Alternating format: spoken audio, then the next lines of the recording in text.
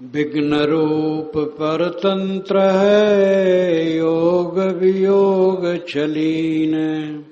करत परिश्रम प्राप्ति तब, लखत न मन की खीन। दुख में सदा स्वरूप यह, आदि मध्य अंतीन। ते आस न करई वह, जो न चाहे दुख लीन। पंच विषय दुख देत नित, मिले अनमिल सब भांति। बिना प्रयोजन कष्ट यह, तल फिरा दिन रात। सन्मुख भिड़त पछारती, गरज से दीन बनाए।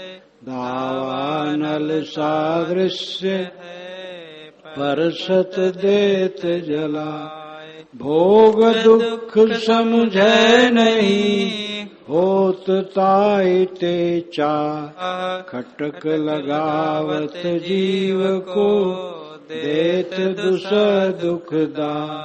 धर्म यह माया यही, इच्छा कहिए सोए। निज स्वरूप को आण करी, इत उत देत विगोए। दुख देत सब जीव को, पार न पावे लोय। निज स्वरूप के थीर बिनु, टारि सके नहीं कोय। भोग चाह भरम दुख, इच्छा दुख माया। आसक्ति अध्यास दुख, भास दुख काया।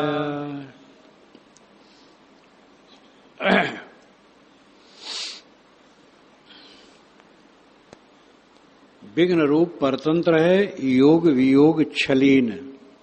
करत परिश्रम प्राप्ति तब, लखत न मन की खीन। संसार के भोग विघ्न रूप हैं, निर्विघ्न नहीं मिलते। बहुत सांसत सह करके तब कहीं भोग मिलते हैं और फिर छूट जाते हैं। वो वासना बना देते हैं और पीछे तकलीफ होती है।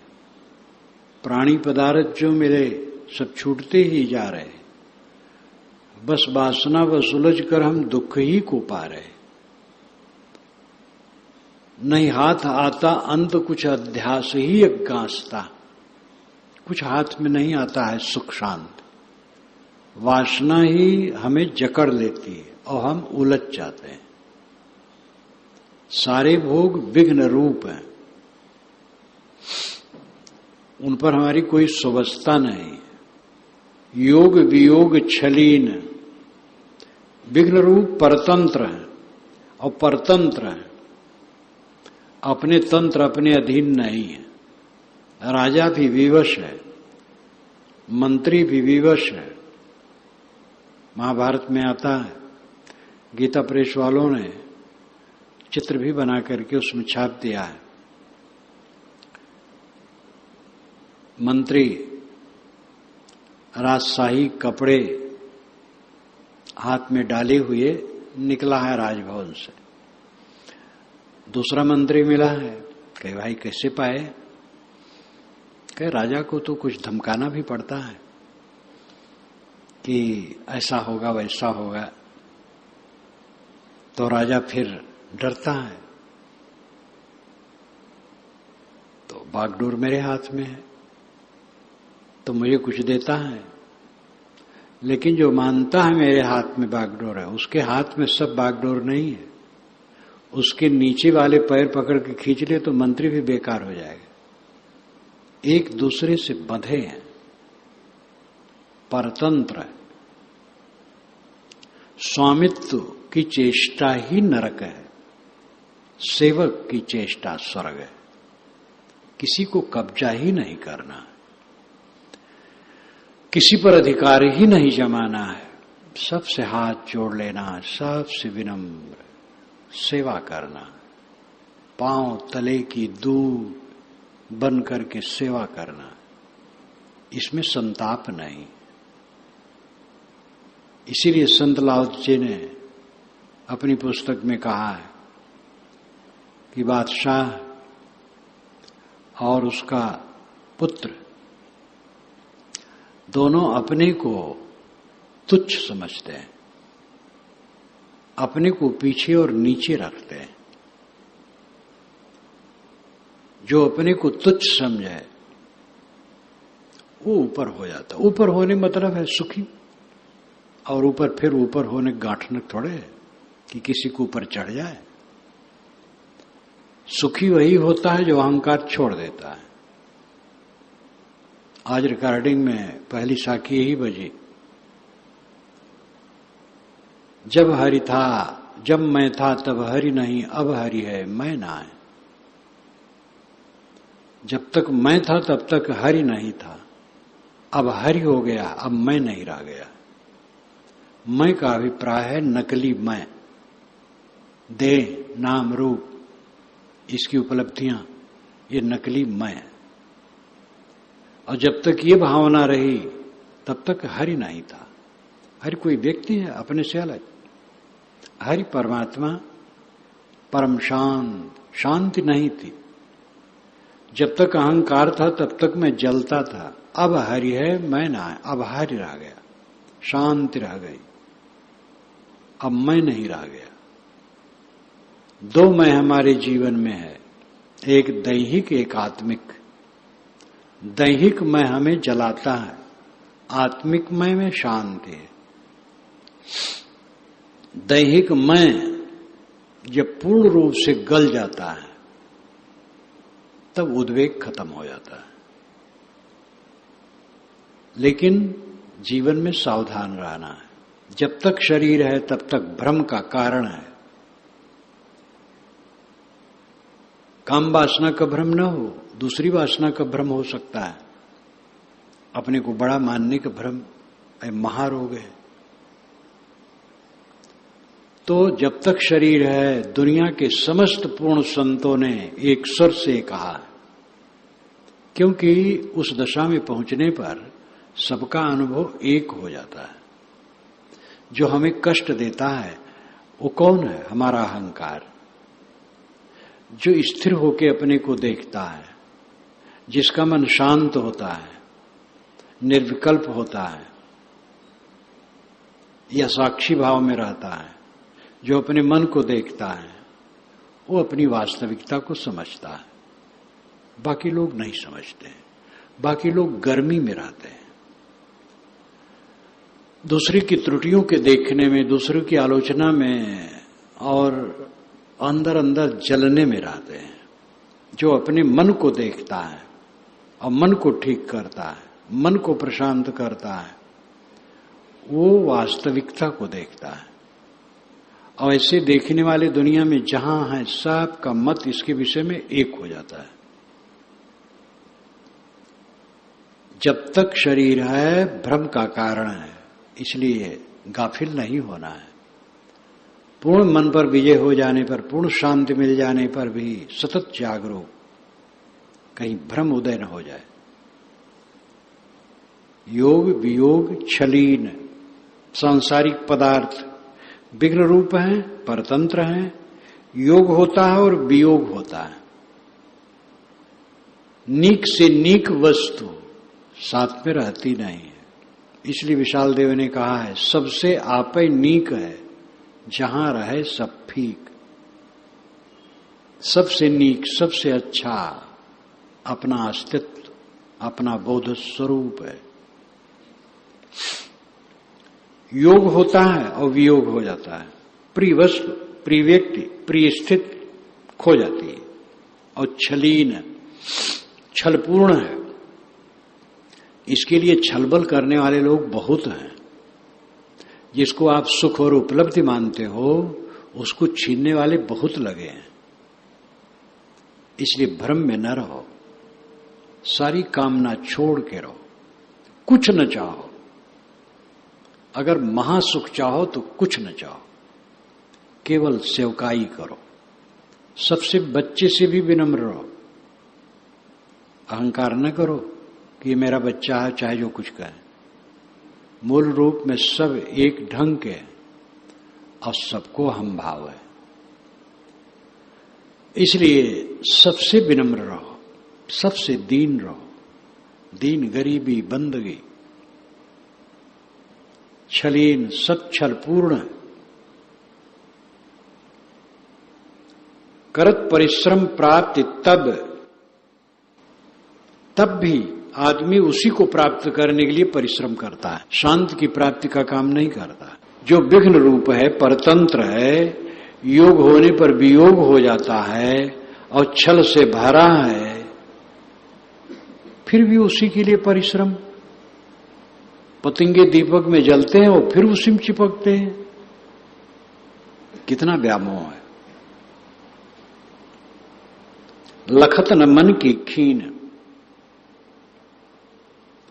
लखत न मन की, जब लगता है तो मन के अनुसार नहीं रहता है। प्राप्त वस्तु को जब देखता है तो मन के अनुसार नहीं रहता। इच्छित वस्तु मिल गई, पहले तो बड़ा आकर्षण था ये मिल जाए, उसके पश्चात फिर मन के अनुसार नहीं। एक बहुत सुंदरी लड़की जो बड़ी मीठी बोलती थी और सब उसके अंग उपांग बड़े अच्छे लगे थे, विवाह कर लिया। विवाह करके ले आया, कुछ दिन बीता तो लखत न मन की, लखने में मन की नहीं लगती, कई कमियां दिखती। ऐसे लड़की को अपने पति में कई कमियां दिखती हैं, दैहिक, आंगिक, स्वभाव जनित और अनेक प्रकार से। वही युवक और युवती जो एक समय में चमचमाते दिखते हैं, दूसरे समय में भद्दे दिखते हैं। 24 घंटे के अंदर ही कितना पानी फेनाव की तरह व्यर्थ। लखत न मन की, लखने पर फिर मन के अनुसार नहीं रहता है।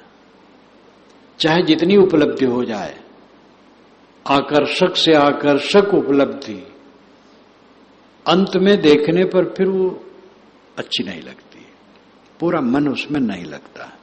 ये दुनिया की दशा है। ये कलह तब मिटेगा जब समाधि लगेगी। तो समाधि तो थोड़े समय में रहोगे, सब समय समाधि। समाधि का तरीका और स्थिति यही है कि समाधि में बैठे तो संकल्प शून्य हो जाए, निर्विकल्प। बाकी समय में, व्यवहार काल में मन निर्मल रहे, कोई मैल न रहे और अपने को विनम्र रखे और सबका अंत हर समय देखे, तो सब समय समाधि है। हंसते बोलते, खाते पीते, काम धंधा करते, नाली साफ करते, सब समय समाधि है। जिसका मन निर्मल है, इस छोटे संसार में किस बात को लेकर के मल बनाया जाए। मल तो अपने को काटेगा।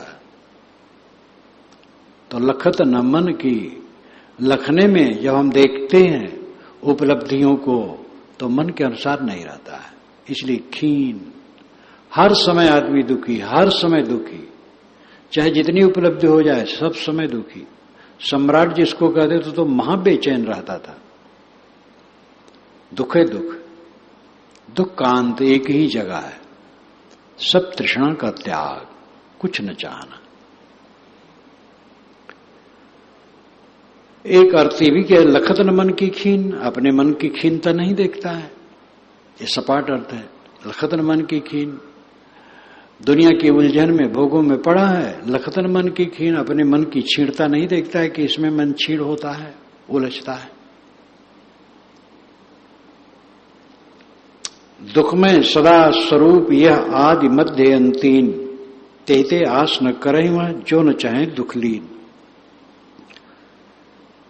ये जो भोग पदार्थ हैं, संयोग जनित सारी चीजें, दुख में सदा स्वरूप यह, इनका स्वरूप सदैव दुखमय है। देह दुखमय है।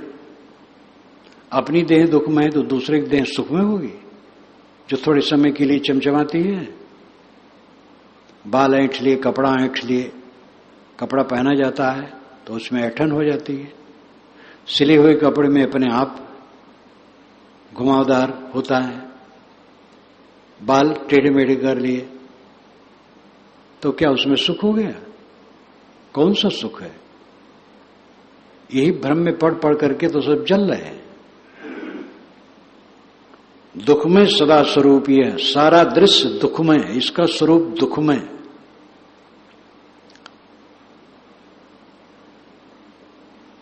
जो कुछ प्रतीत होता है वो परिवर्तनशील, विघ्न रूप, परतंत्र, छल रूप, बिगड़ जाने वाला, दुख से भरा।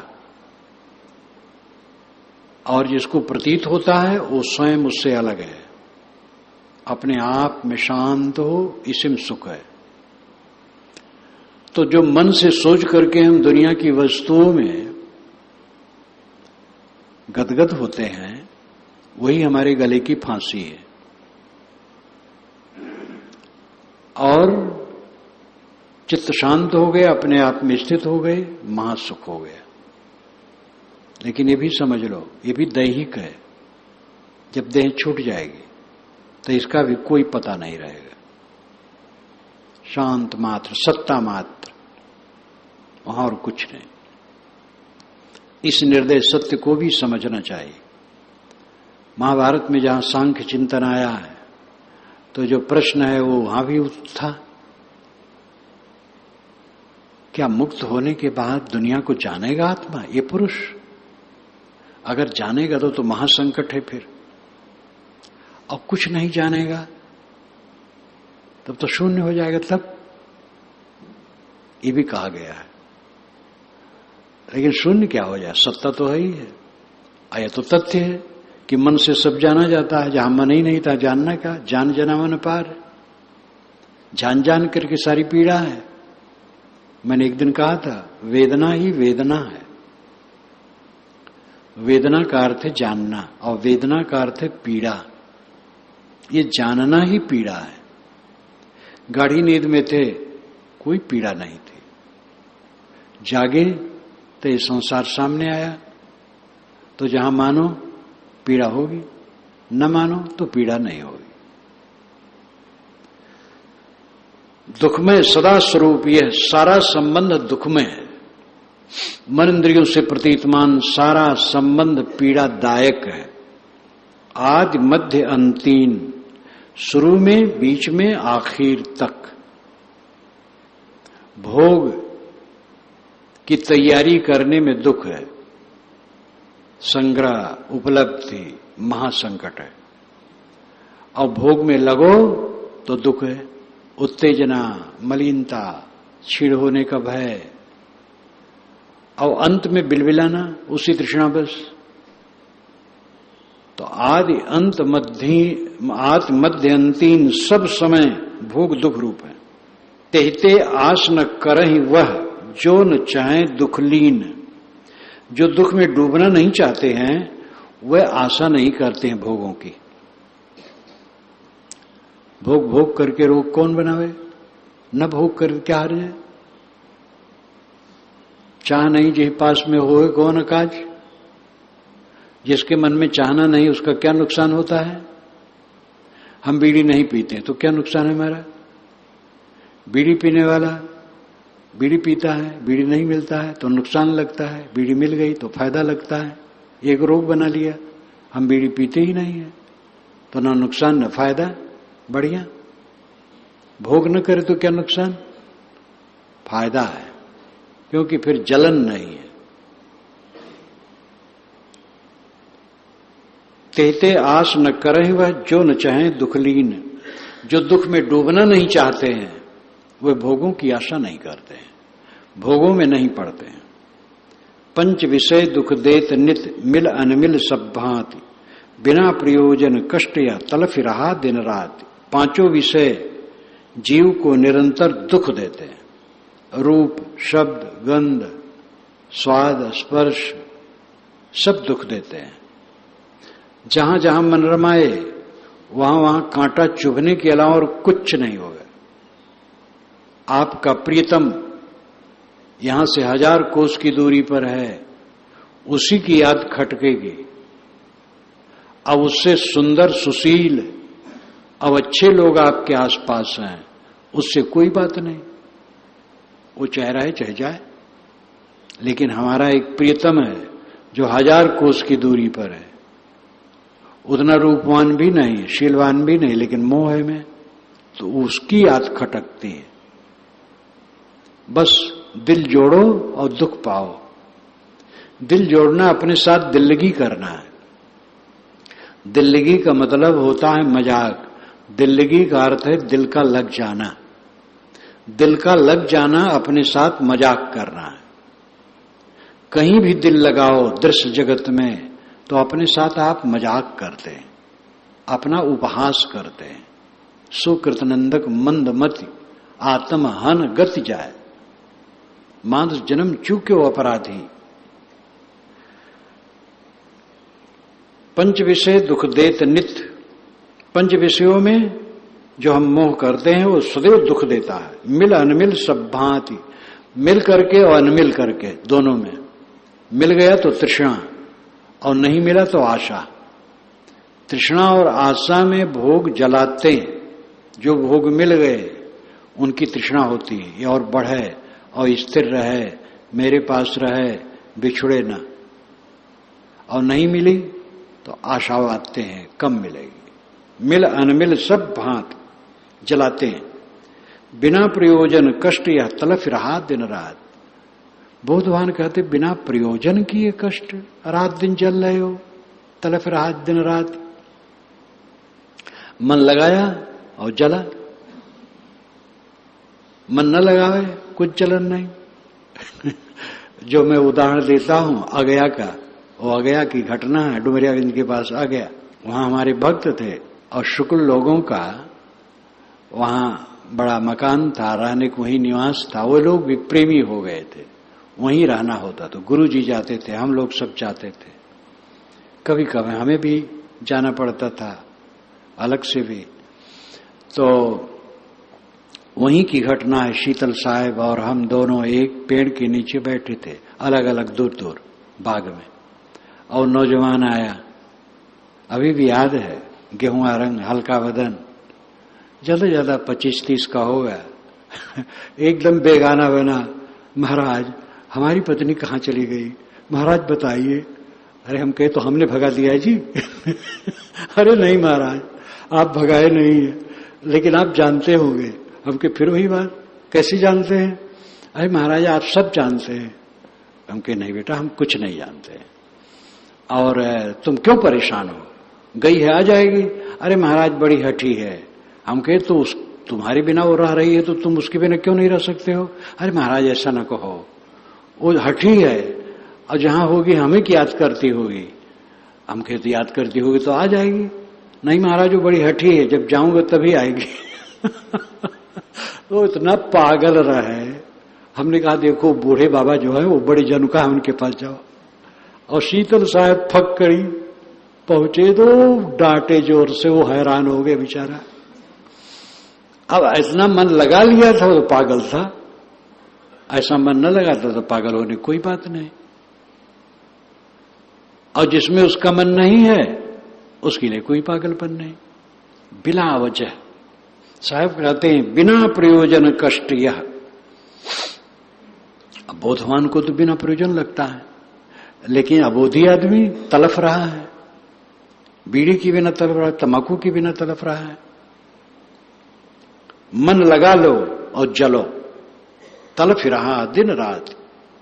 क्यों मन लगाओ? कहीं न मन लगाओ, अपने राम में मन लगाओ, अपने भगवान में मन लगाओ जो अंतरात्मा है।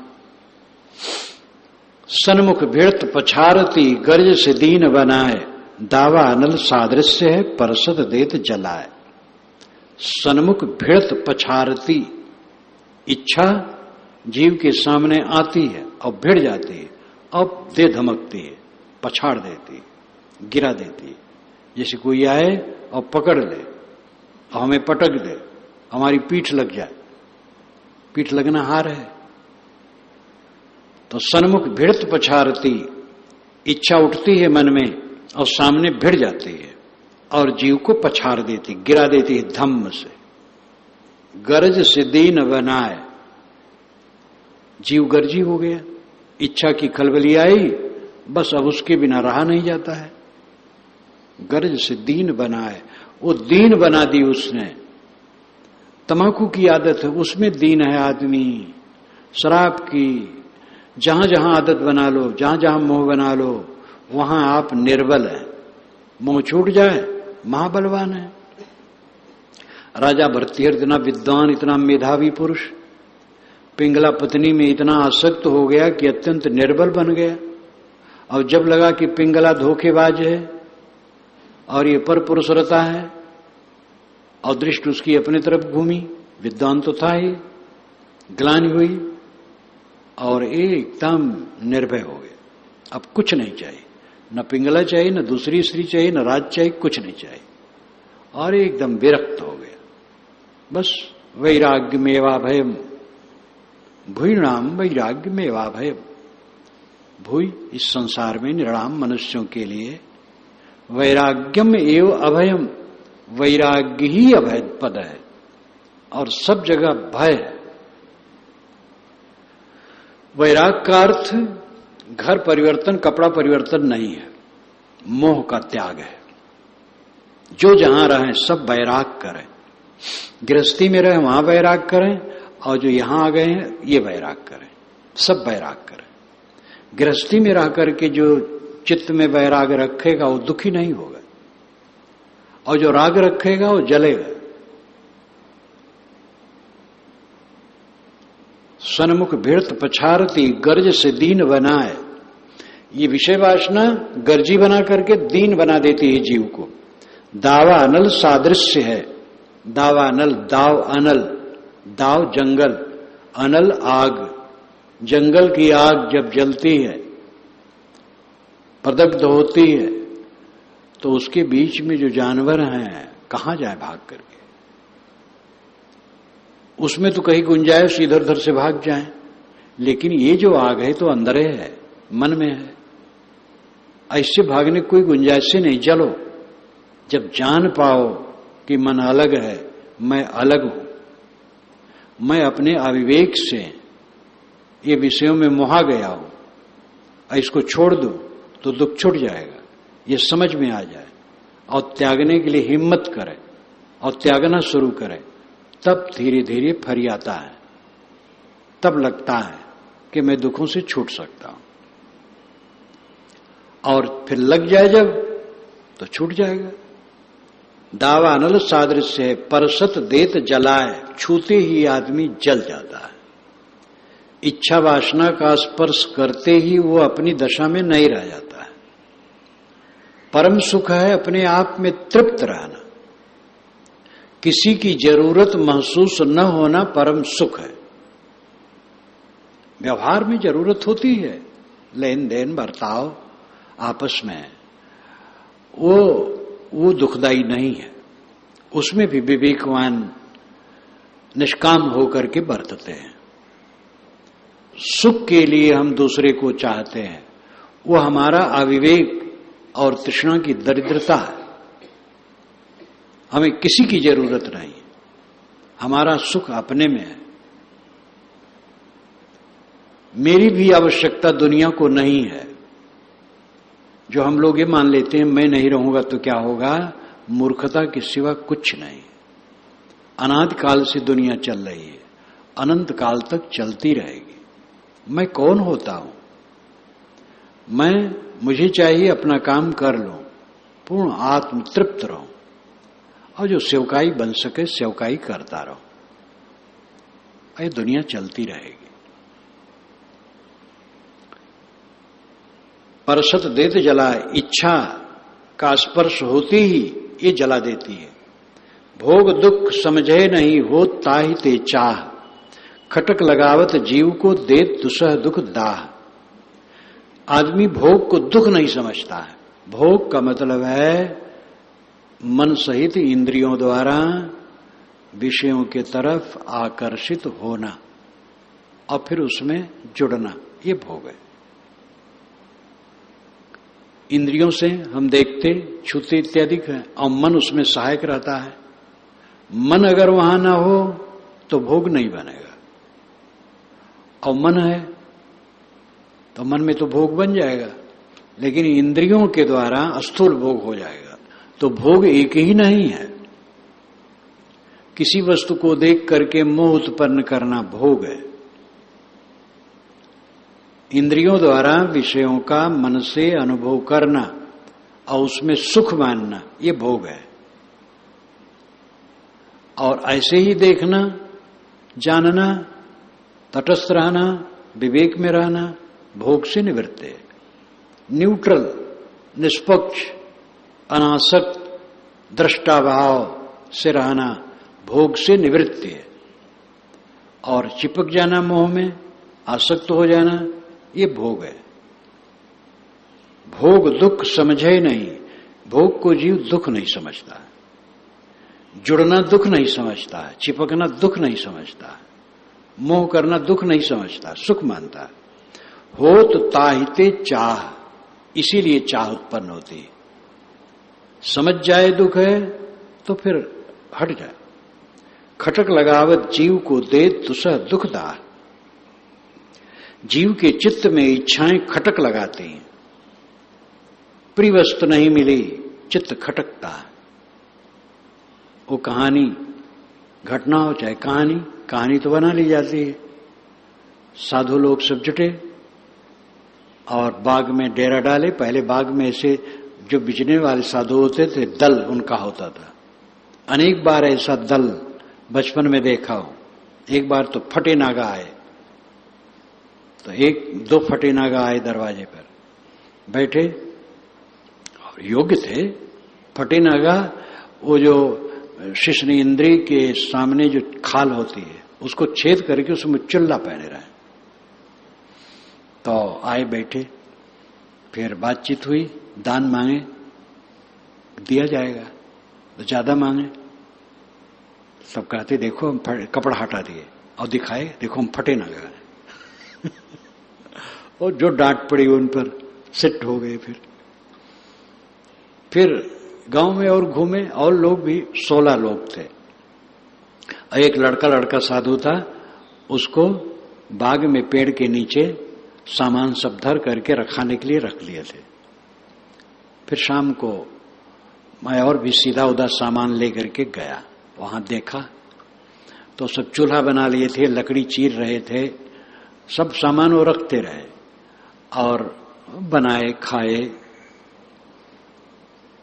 गांव में फैल जाते थे मांगने के लिए फटे नागा।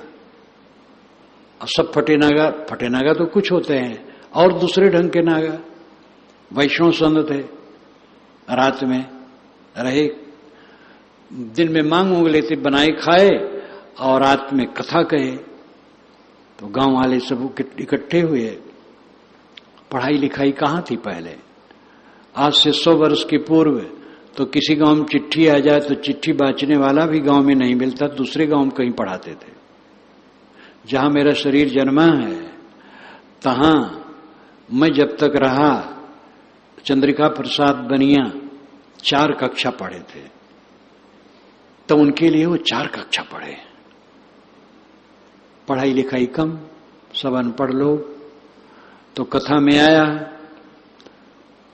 गूढ़ो तत्व न साधु दुरावें, आरत अधिकारी जो पावें। गूढ़ तत्व साधु छिपाते नहीं है, अगर आरत अधिकारी पाते हैं। आरत दुखी, जो दुनिया के दुख से उबा हो, ऐसा साधक, उसको सही बताते हैं। तो गांव वाले समझे आरत नाम रात, अधिकारी अधियारी समझे। तो अधियारी रात जब पाते हैं तब संत गूढ़ तत्व बताते हैं। तो सब चले गए सुन करके। जब आधी रात हुई तब आए और कहे चलो अब गूढ़ तत्व संत बताएंगे। तो इधर उधर छिपके खड़े हो गए, और वो बैरागी लोग सब एक दूसरे से बात कर रहे थे। वो कह रहे फलनवा लखनऊ गए थे, जो मोहन भोग उस सेठ ने खिलाया था वैसा मोहन भोग तो नहीं मिलता। हाँ हुजूर, और जो कानपुर गए थे, हलवा बना था, वैसा हलवा कहाँ मिलता है? तो गांव वाले समझिए गुड़ तत्व है क्या? गुड़ हो तत्व न साध दुरावे, आरत अधिकारी जो पावे। ये हलवा और मोहन भोग चित्त में खटक रहा था महात्मा लोगों को। कौन महात्मा है? खटक लगावत जीव को, भोग जीव को खटक लगाते हैं, इच्छा खटक लगाती। दे दुसह दुख दाह, दुसह न सहने योग, दुख का दाह जलन होती है। बस व्यर्थ व्यर्थ मन लगा लगा करके जीव जल रहा है। इसलिए अपना मन कहीं न लगाओ, अपना मन अपने राम में लगाओ, अपनी अंतरात्मा में लगाओ। भर्म यह है माया यही, इच्छा कहिए सोए, निस्वरूप को आण कर इतुत देत बिगोए। यही भर्म है और यही माया है, जिसको इच्छा कहते हैं। हमारे मन की इच्छा भ्रम है और यही माया है। निस्वरूप को आड़ कर इतुत देत बिगोए, ये निस्वरूप की आड़ कर देती है। जब मन में इच्छा उठती है तो स्वरूप विस्मरण हो जाता है। स्वरूप विस्मरण होता है तो इच्छा उठती है। अपने को पहचानो, तुम कौन हो। रमण महर्षि ही तो कहते थे। एक ने कहा, महाराज पत्नी हमारी बड़ी खर्च है, मैं बहुत परेशान हूं। उन्होंने कहा, तुम कौन हो, अपने को पहचानो। हर बात में कहते तुम अपने को पहचानो, तुम कौन हो। तुम अपने को पहचानते पहचानते इसी अवस्था में पहुंच जाओगे जहां पत्नी पति देह धन दौलत और नाम रूप ये कुछ रही नहीं, सब खो जाएगा। और वो बोध प्राप्त कर लो तो अर्थ ये हुआ कि सारा अहंकार बेकार है, अपना अहंकार गल गया। मैं न पति न पत्नी, न स्त्री न पुरुष, न काला न गोरा, न जवान न बूढ़, न गुरु न चेला, न पिता न पुत्र। मैं तो शुद्ध चेतन हूं। शुद्ध चेतन भाव में रहो और सबकी सहो, सुख चाहो सबकी सहो। साथ में जो लोग हैं सबका स्वभाव एक नहीं है, सबकी समझ एक नहीं है, सबकी योग्यता एक नहीं है, सबकी बुद्धि एक नहीं है। तो जिनके मन में जो आएगा कह देगा। सब तो शराब पिए हैं, हमारे में भी शराब है, हम अपने शराब के नशा को मारें और सब का सहें, सब का सहें, सिर झुका के सहते रहें, सहते रहें। कब तक सहें? जीवन भर। अभी 2 दिन पूर्व एक का फोन आया बलिया की तरफ से, महाराज कब तक सहूं? ये पति भांग पीता है, गांजा पीता है। हम सोचते बच्चे क्या होगा, भीख मांगेंगे। हम के अभी भीख मांगते हैं, कहे नहीं सब कुछ है। हम के तो आगे भी रहेगा। ये बच्चे जवान हो जाएंगे, पति बूढ़ा हो जाएगा और वो कमी कुछ नहीं रहेगी। उसको छेड़ो मत, प्रेम से समझाओ, माने तो माने, न माने न माने, घबराओ ना। महाराज कब तक सहूं? अरे हमके जीवन भर सहना है।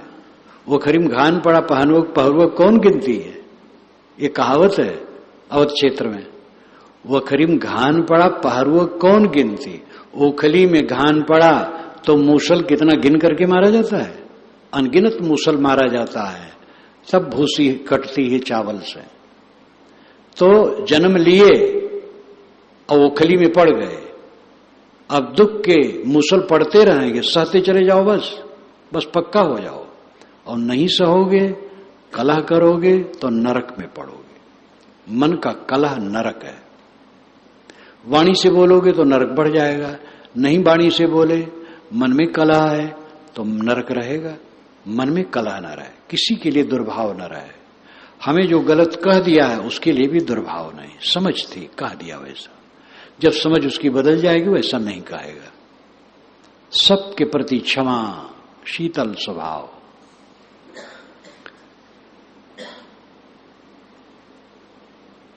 भर्म यह है माया यही, इच्छा कहिए सोए, निस्वरूप को आण कर इतुत देत बिगोए। भ्रम खड़ा हुआ, स्वरूप विस्मरण हुआ, बस इधर उधर भटको। दुख देत सब जीव को पार न पावे लोए, निस्वरूप के थीर बिन टार सके नहीं कोय। दुख देत सब जीव को, इच्छा सब जीव को दुख दे रही है। पार न पावे लोए, लोए लोग पार नहीं पाते हैं, क्योंकि पार होने के लिए चेष्टा नहीं करते हैं। पहले तो समझ ही नहीं है, कहां समझ। एक पंडित हमसे कहते थे कि महाराज जब से आपका संपर्क पड़ा, आपकी पुस्तक पढ़ने लगा, आपकी बात सुनने लगा, तब से ये समझ में आया कि मन अलग है, मैं अलग हूं। नहीं तो अलग है ये समझता ही नहीं था। पढ़ा लिखा हूं, संस्कृत जानता हूं, सब कुछ है, लेकिन मन अलग है, मैं अलग हूं। शास्त्र में पढ़ा भी तो पढ़ा स्वप्न की तरह, खाली विद्याभ्यास के लिए। आज ये लड़के जो पढ़ते हैं कॉलेजों में, बस परीक्षा देने के लिए पढ़ते हैं, बाकी बराबर। काशीवास मेरा होता था तो विश्वविद्यालय के लड़के भी मुझसे मिलने आते थे, कॉलेजों के। एक दूसरे से मिलते जुलते हैं, संपर्क में आते हैं, तो बताते रहते थे, तो मेरे पास आते रहते थे, बातचीत होती रहती थी। वेदांत के लड़के जो वेदांत पर आचार्य कर रहे हैं, जब बातचीत करूं तो सिंह पूछ को पता ही नहीं। हम क्या वेदांत, फिर आप क्या जानते हैं? कहे महाराज क्या कहूं, ऐसे पढ़ देता हूं, लिख देता हूं, पास हो जाता हूं, कुल हो जाता है, और पता नहीं। एक वेदांताचार्य कहे कि स्वामी दयानंद सरस्वती पूर्वजन्म मानते थे। हम कहे धन्य हो महाराज, वेदांताचार्य हो गए, अभी स्वामी दयानंद सरस्वती के भी नहीं जाने कि पुनर्जन्म मानते थे कि नहीं। भारतीय परंपरा के तो सभी शाखा वाले पुनर्जन्म मानते हैं, और विदेश वाले भी अपने ढंग से पुनर्जन्म, तो वहां भी बीज है ही है। तो पांडित्य होना अलग विषय है, और गहराई से तत्व विवेक होना अलग विषय है। वो सत्संग के बिना नहीं होगा। जो ज्ञान का विषय अपने जीवन में उतारता है वो संत है। उसके संबंध बिना पंडित और मौलवी बेकार है। तो मन अलग है और मैं अलग हूं, ये बड़े बड़े विद्वानों को समझ नहीं है। मन में बह रहे हैं रात दिन, समझते बूझते साधना करते करते तब फरियाता है, अलग अलग होता है कि मन अलग है, मैं अलग हूं। और जब दृष्टा भाव रह करके संकल्पों को शांत किया जाता है तब और समझ में आता है। और जिनकी निर्विकल्प समाधि लगने लगती है वो सीमा पर पहुंच जाते हैं, जिनका मन एकदम शांत हो जाता है। फिर क्या पूछना, यही कैवल्य है, यही बका है, यही शेष है, यही अद्वैत है। दुख देत सब जीवों को पार न पावे लोए, लोए लोग पार नहीं पाते हैं इच्छा से। निस्वरूप के थीर बिन टार सके नहीं कोय। अपने आप में स्थित हुए बिना कोई इच्छा को टार नहीं सकता है। धीरज धर करके दुख से निवृत्त होने की चेष्टा हो। दुख लगे कि सारा संसार दुख से भरा है। एक आदमी के पूरे शरीर में आग लग गई है और वो भाग रहा है कि ताल में डूब करके आग को बुझा दो, और बीच में कोई कुछ पूछना चाहे वो रुकेगा, भागेगा ताल की तरफ, सरोवर की तरफ। ये कहावत है। ध्यान रखना, कभी शरीर में आग लगे तो पानी का स्पर्श नहीं होने देना, नहीं तो खराब हो जाएगा। कपड़े से उसको बुझाना। आग कहीं लगे, कंबल है, कपड़ा है, झट से उस पर रख करके पोंछ तो बुझ जाएगा। और फिर और कुछ ना हो तो आलू घर घर होता है, उसको कुचल करके उस पर लेप दे, फिर और डॉक्टर वैद्य को दिखाए। और आग अगर लगी हो उसमें पानी डाल दो तो तुरंत फफोला पड़ेगा, तुरंत और बिगाड़ हो जाएगा। ये समझाने के लिए है कि देह भर में आग लगी है और सरोवर में डूब के बुझाने जाता है, बीच में कोई रुकेगा नहीं। इस प्रकार आग दुख की जब दिखाई दे तब साधक ये समझने लगता है कि आग तो हमारे अंदर है, मन का, हमारा अहंकार आग लगाए, जो मन में आग लगी है। फिर वो मन को देखने लगता है। जब मन को देखने लगता है तो नम्र हो जाता है।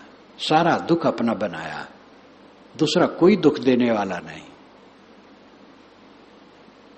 निस्वरूप के थीर बिन, अपने स्वरूप की स्थित बिना, स्वयं में शांत हुए बिना, इच्छा का रोग कोई टाल नहीं सकता है। संतोष रखो, खान पान में भी संतोष रखो, व्यवहार में भी संतोष रखो और इच्छा को जीतो। भोग चाह भरम दुख, इच्छा दुख माया, आसक्ति अध्यास दुख, भास दुख काया। भोग दुख है, चाह दुख है, भरम दुख है, इच्छा दुख है, माया दुख है, आसक्ति दुख है, अध्यास दुख है, भास दुख है, काया दुख है। ये इसको इस ढंग से समझना चाहिए। अथवा भोग चाह भरम इच्छा माया आसक्त अध्यास भास काया सब दुख है। भोग दुख है। जो भोग रोग बनाता है मन का और शरीर का भी, वो सुख कहाँ है, इसलिए भोग दुख है। और उसकी चाह करना दुख है। जो भोगों में सुख का भ्रम होता है दुख है, और उसमें इच्छा उत्पन्न होती है दुख है। माया संतो आवे जाए सो माया, जो आवे जाए वो माया है। मिलने बिछुड़ने वाली वस्तुएं दुख है, क्योंकि उनमें मन लगा करके दुख होता है। इसलिए अनात्म अनित्य और दुख ये क्रम है। जो अनात्म है वो अनित्य है, जो अनित्य है वो दुख है। आसक्ति करना महादुख है, अध्यास गहरे संस्कार दुख है, भास सुखाभास दुख है, काया दुख का घर तो है ही है, इसी से सारे दुख उत्पन्न होते हैं। इच्छा शक्ति प्रबल है, भोग से उत्पत्ति होए, बिन भोगे ते ही नाश है, जान समुझ मन सोए। इच्छा दुख को मनन करी, भोग करो तुम त्याग, परो फंद जो याई के, असह दुख मिली राग। इच्छा शक्ति के साथ मिली, बौर तृण के नाय, जाए कहाँ ते था नहीं, दुर्मति अमित कराए, दुर्गति अमित कराए। है जो या के फंद में, सो उन्माद समान, जो त्यागे यही परख के, पर न दुख की खान। सबके सिर पर शत्रु यह, सदा विराजत मोर, राखे सुबस जो याही को, सो सबके सिर मोर। करो काज यह एक तुम, और अकाज सब डार, बाकी रहा न करन अब, देखो हृदय विचार। इच्छा इच्छा सब कहें, इच्छा जानत नाय, जानत जीव की हम करत, इच्छा देत भ्रमाए। इच्छा जहर स्वरूप है, चाखत माते जीव, मृतक होए निज बोध से, न्यारा रहे सो शिव। इच्छा युद्ध निस दिन करो, और से बोलो नाही, नासी करो यही शत्रु को, और शत्रु कोई नाही। याही विजय से विजय सब, याही हार से हार। स्वतः स्वतंत्र स्वरूप तुम, देखो हृदय विचार।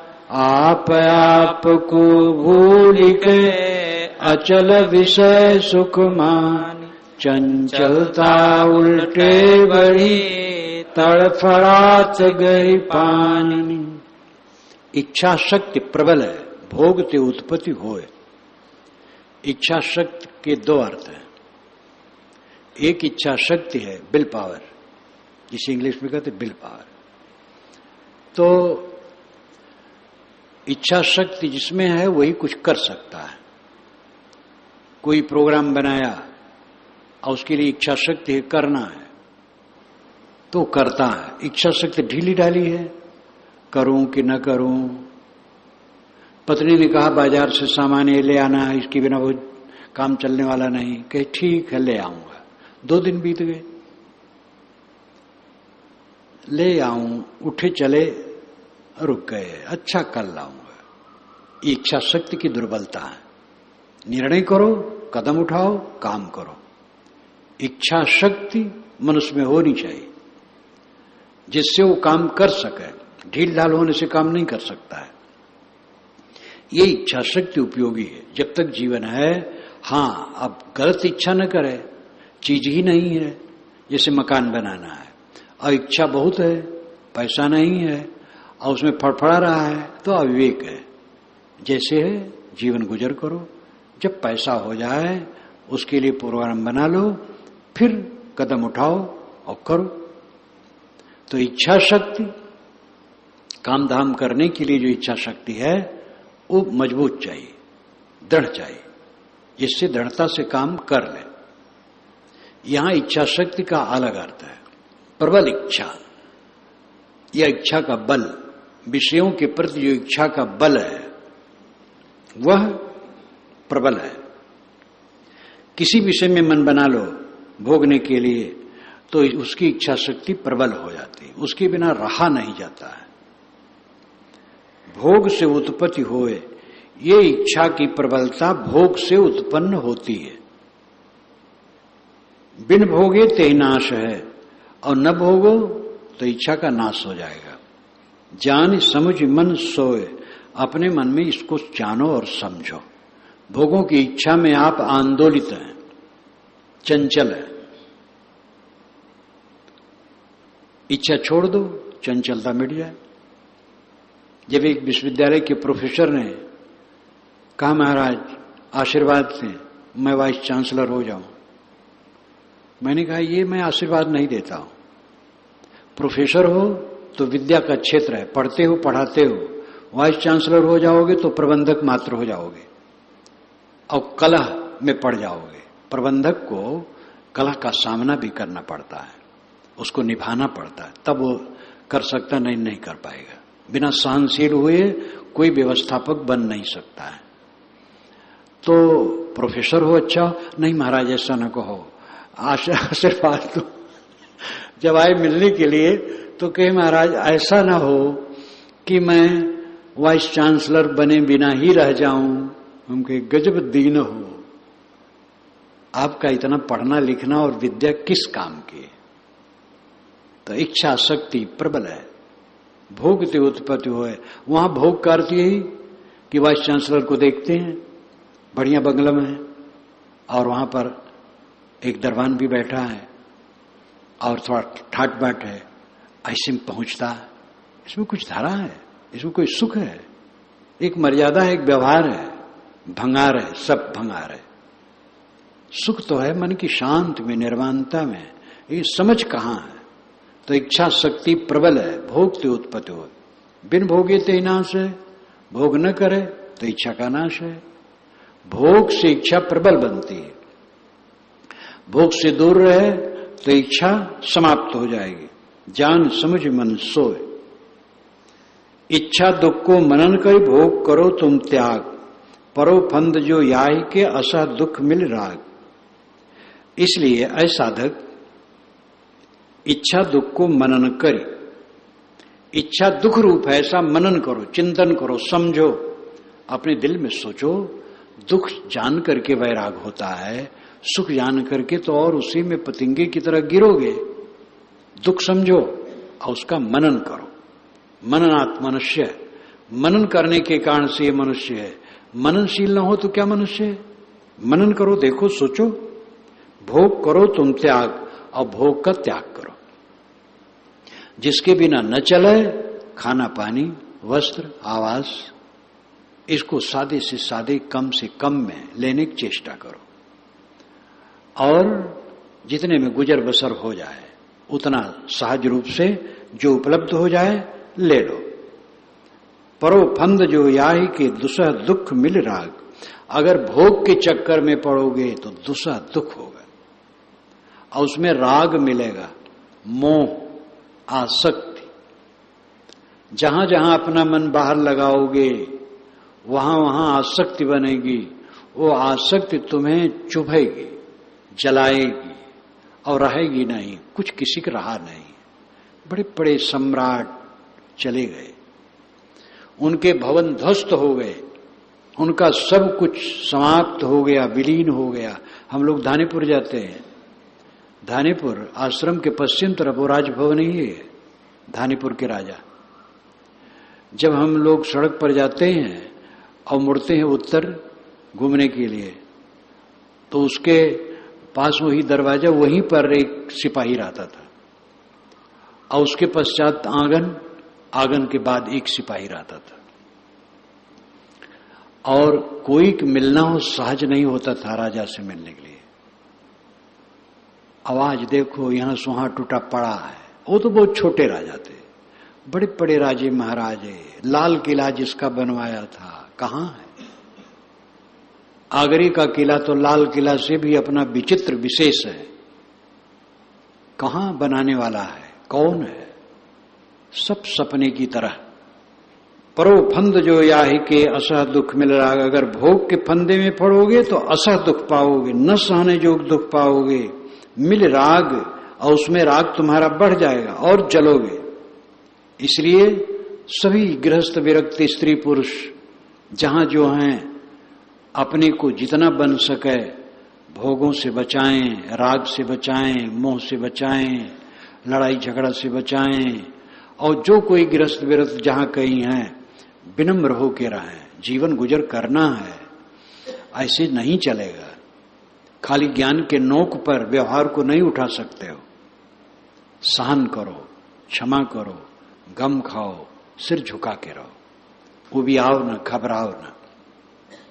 लोग घबरा जाते हैं। 2-3 सदस्य घर में हैं, बात तो बैठती नहीं है, सबका मन अलग अलग है, कला हो गया, घबरा गए। घबराने से काम बनेगा? सह लो, ठीक हो जाएगा। अपना सहते जाओ, दूसरे को सहाओ ना, बस बेड़ा पार। जीवन भोग के त्याग करने के बाद भी, कोई लालसा न रखने के बाद भी जीवन है, खाना पानी है, बर्ताव है, व्यवहार है, रहना बसना है। यहां से भाग जाओ, जहां जाओगे वहां भी वही दशा होगी।